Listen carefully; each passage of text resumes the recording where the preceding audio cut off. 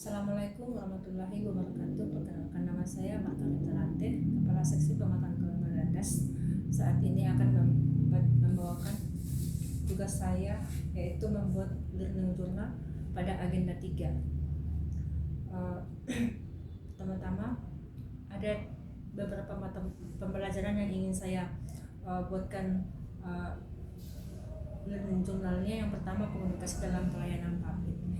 Komunikasi dalam pelayanan publik sangat membantu saya dalam bahwa komunikasi efektif adalah kunci utama dalam menciptakan pelayanan publik yang transparan, responsif, dan humanis.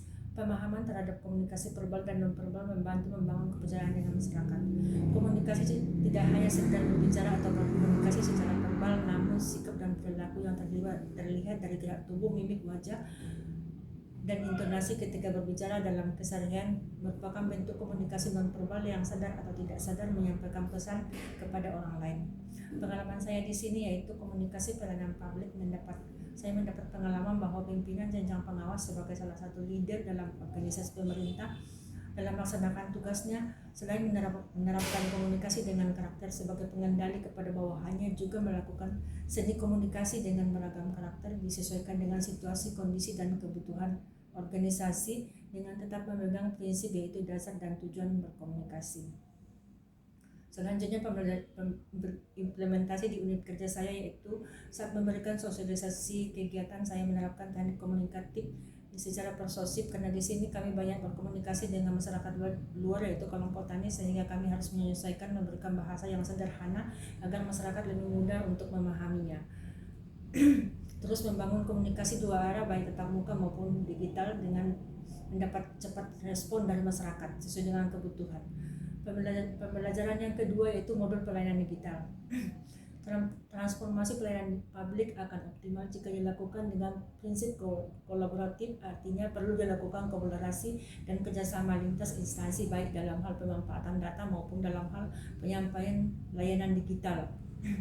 Terus yang kedua, dengan adanya inovasi layanan publik berbasis teknologi informasi, banyak dampak positif yang timbul, yaitu penerapan teknologi informasi dalam pelayanan publik yang dapat memberikan kemudahan kepada pengguna layanan, yaitu masyarakat tidak harus datang ke instansi pemerintah, ke unit kerja kami sebagai pemberi layanan, cukup dengan mengakses halaman yang sudah dikelola oleh pemerintah. Terus yang kedua, pengalaman dari sini dengan menggunakan modul pelayanan digital memperlihatkan bagaimana aplikasi dapat mempermudah monitoring kegiatan dan penyampaian informasi, terutama dalam penyampaian informasi dan data. Yang kedua, saya menyadari pentingnya literasi digital bagi petugas pelayanan. Implementasi di satker kami yaitu mengembangkan platform informasi DAS berbasis web untuk mempermudah masyarakat mengakses data. Yang kedua, mengoptimalkan layanan digital internal, misalnya aplikasi absensi dan laporan kegiatan secara online dan pelaporan data hasil kegiatan di lapangan. Pembelajaran yang ketiga itu perencanaan kegiatan pelayanan publik, yaitu di sini melakukan 4 pendekatan, yaitu pendekatan secara tematik, bahwa perencanaan dilakukan disesuaikan dengan tema-tema prioritas sesuai dengan isu-isu yang ada saat ini. Kemudian pendekatan holistik, yaitu dilakukan dengan satu rangkaian kegiatan yang komprehensif dan melibatkan seluruh stakeholder. Terus pendekatan yang ketiga, pendekatan integratif, dilakukan secara sistematis dan berkesinambungan agar kementerian dapat mengakses terhadap pendanaan yang efektif dan efisien. Terus pendekatan yang keempat, pendekatan spasial, yaitu perencanaan program yang dilakukan dengan pendekatan kewilayahan antar pusat dan dengan pusat dengan daerah dengan daerah lain. Pengalaman saya di sini, saya memahami pentingnya keselarasan rencana kegiatan dengan rencana kementerian dan kebutuhan lokal masyarakat. Terus yang kedua, studi kasus perencanaan di kelas menunjukkan bahwa keterlibatan stakeholder sejak awal membuat rencana lebih realistis. Implementasi di unit kerja saya yaitu mengintegrasikan data DAS dalam perencanaan program kegiatan di lapangan seperti kegiatan rehabilitasi tanah lahan. Terus yang kedua, melibatkan masyarakat, pemerintah daerah, dan mitra dalam penyusunan rencana agar tepat sasaran. Pembelajaran saya yang keempat yaitu penyusunan RKA pelayanan publik. Di sini untuk memastikan dukungan pemerintah daerah dalam mendukung pencapaian sasaran dan target pembangunan nasional agar tetap selaras dengan perencanaan pusat dan daerah, maka salah satunya dengan menggunakan petunjuk penyelarasan RPJMD dengan RPJMN. Pengalaman saya di sini, saya bisa belajar menyusun RKA dengan menyelesaikan pagu anggaran dan memastikan konsistensi dengan output kegiatan. Yang kedua, simulasi penyusunan RKA menunjukkan pentingnya sinkronisasi antara perencanaan teknis dengan anggaran. Implementasi di unit kerja saya itu menyusun RKA yang mendukung prioritas kegiatan rehabilitasi hutan dan lahan. Yang kedua, mengawal agar setiap rupiah anggaran diarahkan pada kegiatan yang memberikan manfaat nyata bagi masyarakat dan lingkungan. Pembelajaran saya yang kelima yaitu manajemen mutu.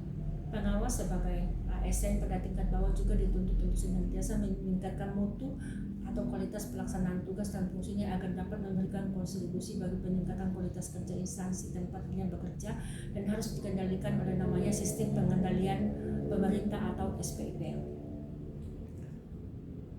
Pelaksanaan tugas, produk dan jasa yang dihasilkan di organisasi kami termasuk di dalamnya mengurangi dan bahkan menghilangkan risiko-risiko yang akan menghambat pencapaian mutu dan bahkan kegagalan mencapai tujuan organisasi. Pengalaman saya di sini, manajemen mutu relevan dengan tugas dan tanggung jawab saya sebagai pejabat pengawas dalam mengendalikan mutu pelaksanaan tugas bawahan di bidang pelayanan publik, administrasi pemerintahan, dan pembangunan. Materi dalam modul manajemen mutu ini akan memberikan pengetahuan kepada saya sebagai pejabat pengawas dalam mengelola mutu di lingkup tugas saya sebagai pengendali pelaksanaan kegiatan yang dilakukan oleh pejabat pelaksana di bawahnya.